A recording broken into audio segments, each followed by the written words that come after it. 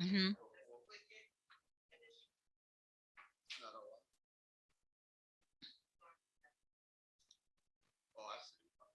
I'm muting the wrong thing.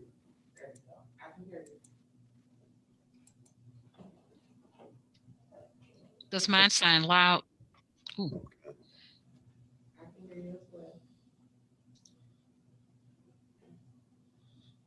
Okay. Oh. Mr. Sistrom, can you hear us? Yes, I can, Dr. Beckwith.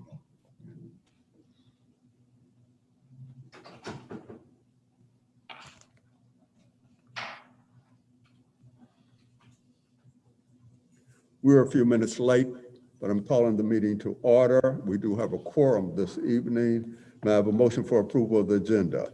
So moved. Is there a second? Moved and second. We're ready for the question. Hearing none, all in favor, aye. Aye. The agenda is approved. Riverview, excellent. Mr. Sistrom?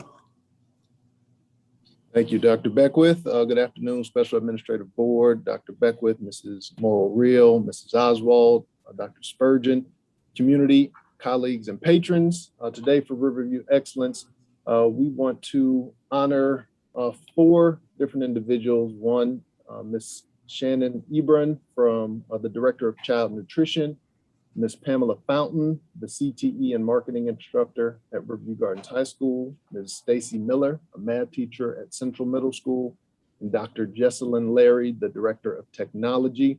The reasons, number 1, Gibson Elementary received a National School Lunch Program Assistance Grant.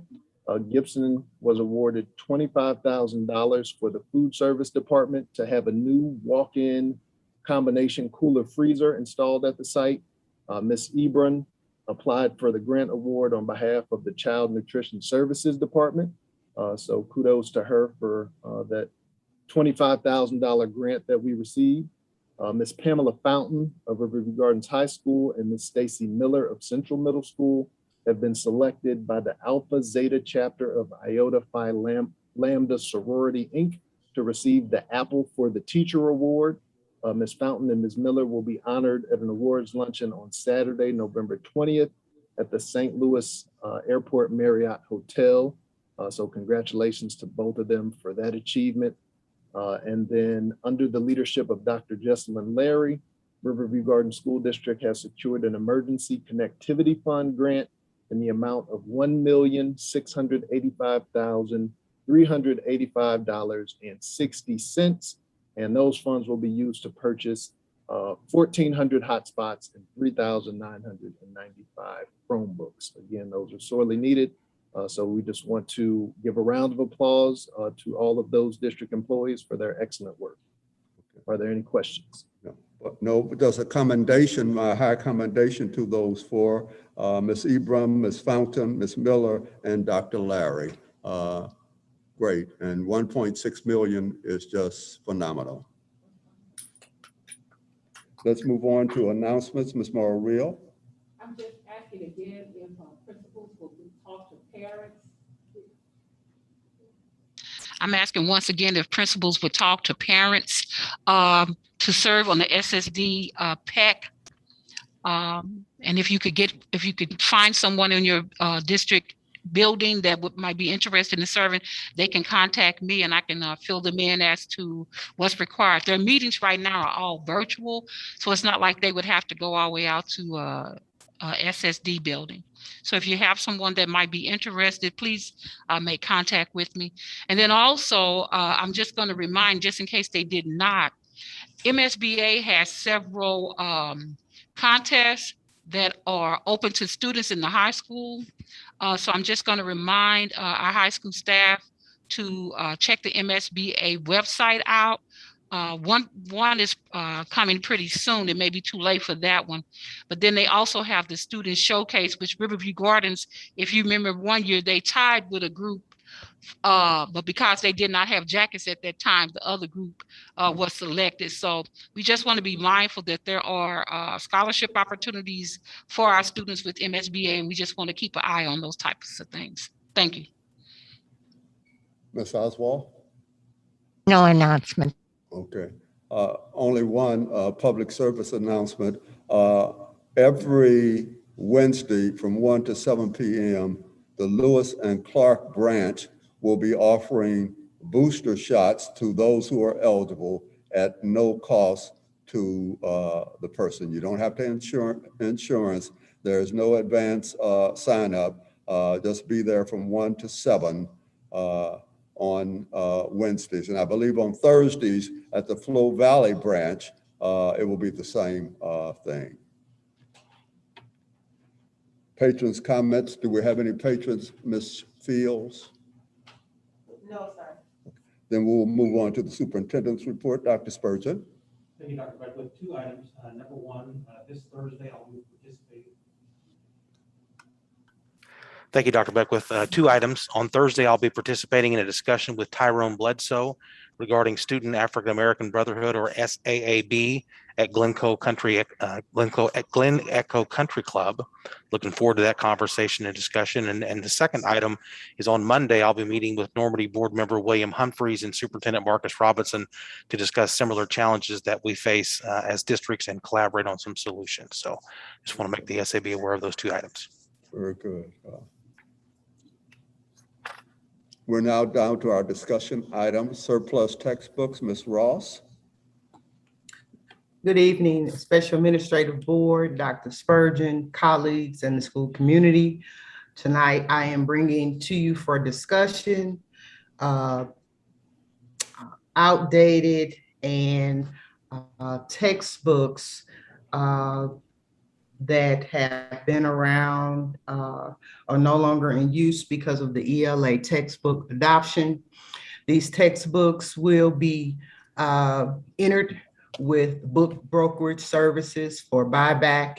You might recall 2 years ago, we did receive $400 back from book brokerage for math surplus textbooks. So according to the list that I have provided for you on tonight, these items are being offered up to be deemed surplus.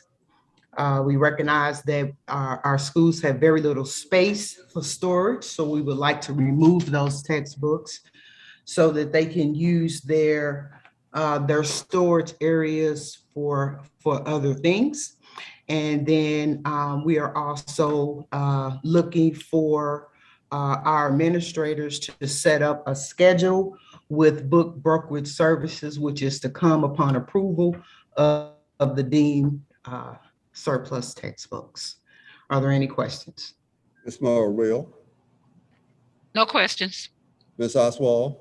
No question. Ms. Ross, is it by policy or just by procedure that the proceeds from the surplus books go into the curriculum textbook budget and not back to the district's general fund?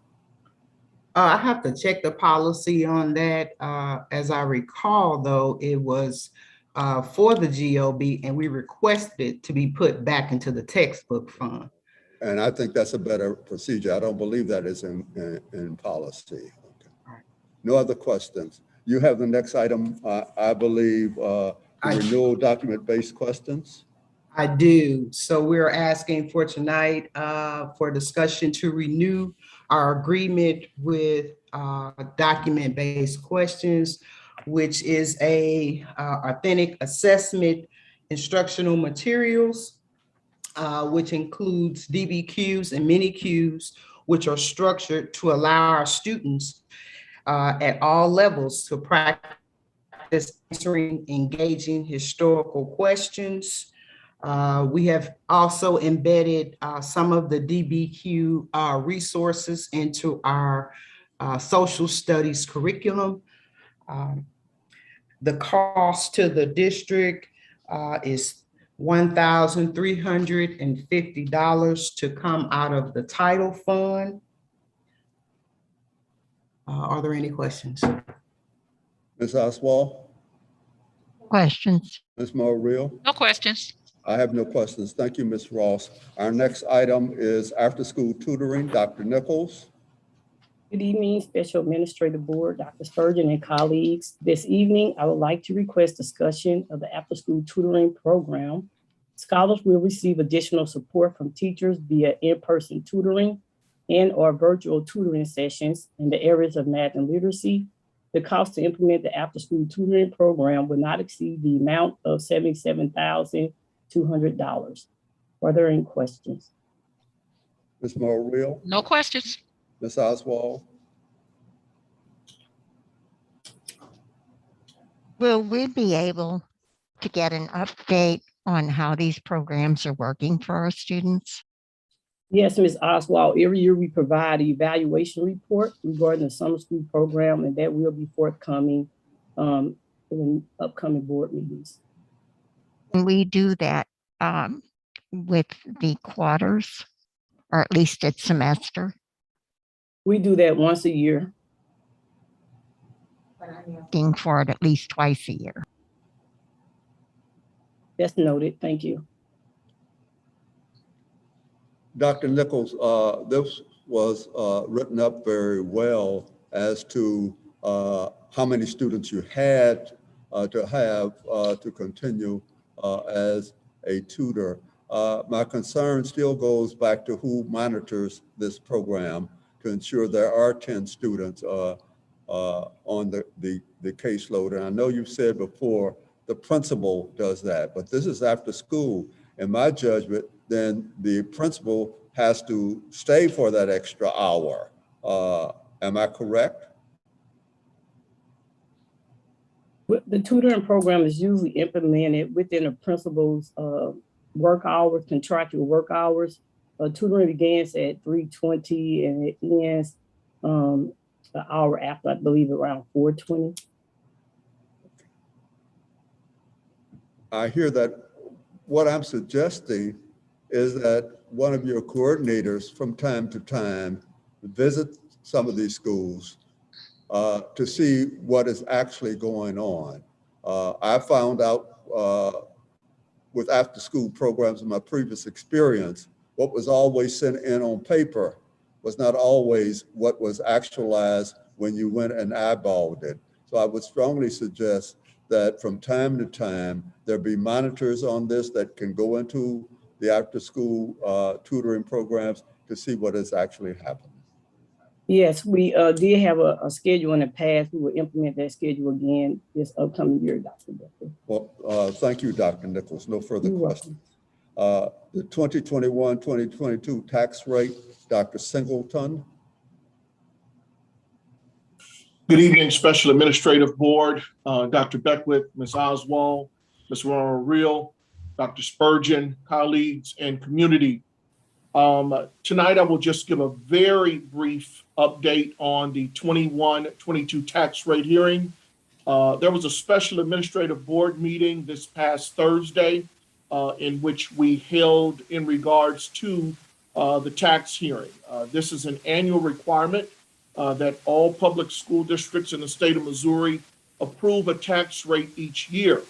As you all know, in April of this year, we were very successful by passing Proposition E, which gave us an additional $1.65 for each of our real estate property classes.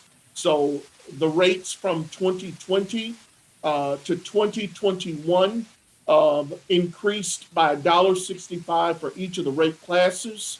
And this information was presented at the public hearing.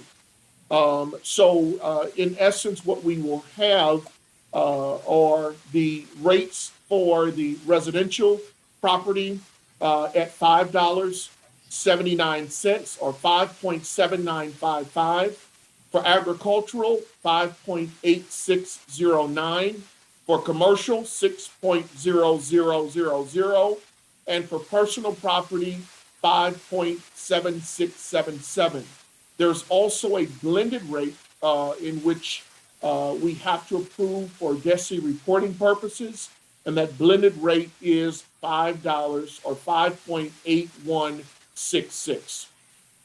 This should yield in total more than or roughly between 17 and 18 million dollars for the school district, which includes the debt service levy as well. So that is property taxes, that is debt service, and those monies should start to come into our coffers, if you will, around the December timeframe, usually when tax bills are due.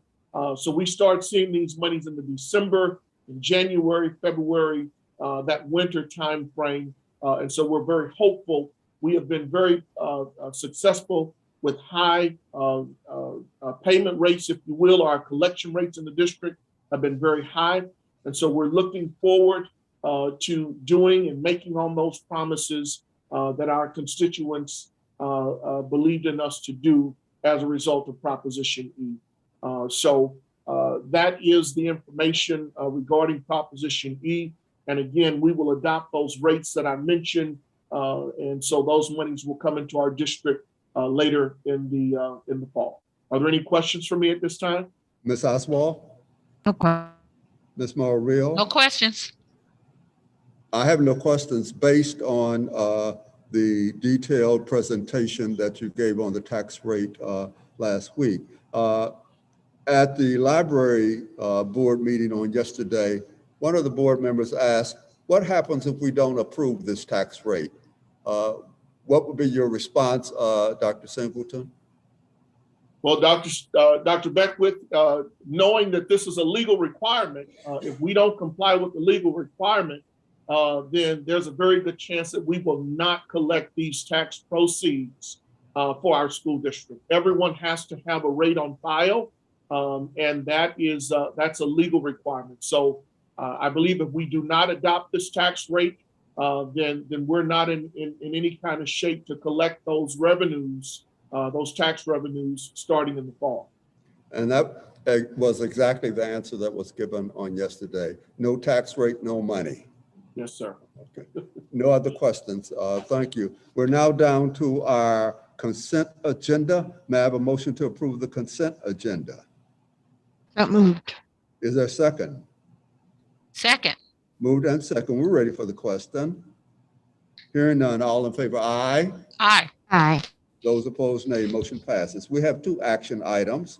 The first one is strengthened student learning in block schedule classes, grades 9 to 12. May I have a motion for approval?